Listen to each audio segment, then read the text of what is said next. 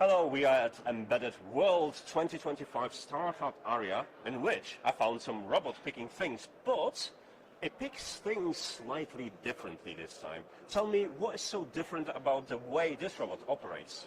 Yeah, thank you for this interview. Yeah, this robot is completely different from the other robot because it has no requirement for programmability to run. So you just insert your task and the robot will pick the object that is supposed to pick. So for example, you insert chocolate bar and the robot will pick the chocolate bar. Okay, so that means that whatever I want to pick, I just have to well, it's working right now, I hope it's not going to pick me. Show it to a camera, it will identify it just like human would. Yes. Understands that this is Exactly. the object of interest, look for it among different objects and identify it, picks it and perform whatever functions assigned to it. Exactly like that. And I don't have to write the code. You don't have to write the code, collect data, have a huge data set.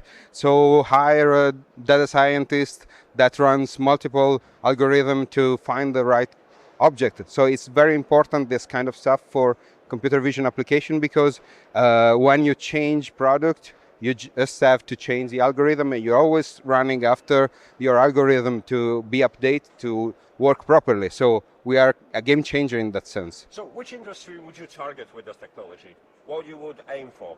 Yeah, we are running in the industrial automation application and in robotic, obviously, application. So every application in which there is a context that changes, like drones or robotic arms or autonomous vehicles, and in that sense, these are the areas. That's pretty cool. So guys, if you want to find out a little bit more what is Awentia doing, just head to the description of this video, check out the link, and I'll make sure that everything that Frederic told me is going to be out there available for you. Thank you so much for speaking to me. Thank you.